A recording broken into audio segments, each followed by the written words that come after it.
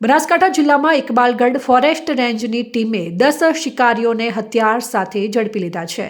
શિકારીઓ પાસે લાયસન્સ વગરના હથિયારો હતા અને તેઓ વન્યજીવોનો શિકાર કરી રહ્યા હતા। ત્યારબાદ સર્ચમાં નીકળેલી ફોરેસ્ટની ટીમે તેઓ વધુ શિકાર કરે તે પહેલા જ તમામ શિકારીઓને ઝડપી લીધા હતા। સૂત્રોના જણાવ્યા અનુસાર શિકારીઓની ટુકડી 14 જણાની હતી, જેમાંથી 10 શિકારીઓને ઝડપી લેવાયા અને 4 શિકારીઓ ફરાર થઈ ગયા હતા। આ ફરાર શિકારીઓને ઝડપી લેવાની તજવીજ વન વિભાગ દ્વારા કરાઈ છે। ઝડપાયેલા શિકારીઓ પાસેથી બંદૂકો મળી છે, જેમાંથી 4 બંદૂકો લાયસન્સ વિના મળી આવી છે।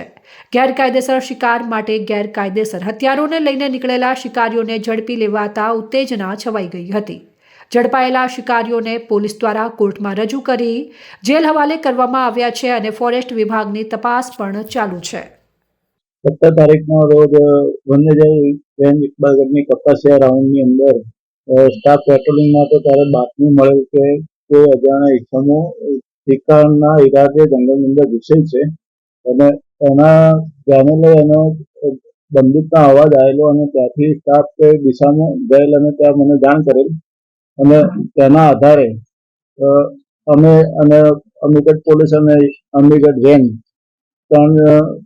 બે રેન્જનો સ્ટાફ અને પોલીસના સ્ટાફ સાથે અમે કોમ્બિંગ ચાલુ કરેલું અને 16 કલાકની આસપાસ આરોપીઓને અમે પકડેલ।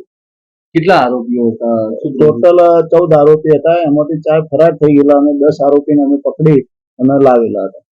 શું પ્રવૃત્તિ આચરી રહ્યા હતા એ લોકો? ત્યાં સ્થળ ઉપર ગયા ત્યારે બંદૂકો સાથે હતા અને નીલગાયનો શિકાર કરેલો હતો।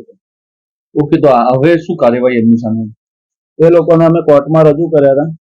વાઇલ્ડ લાઇફ પ્રોટેક્શન એક્ટ હેઠળ કાર્યવાહી કરેલ અને કોર્ટમાં રજૂ કરેલ અને કોર્ટમાં એમના જામીન નામંજૂર કરી અમને સબ જેલના હવાલે કરેલ છે।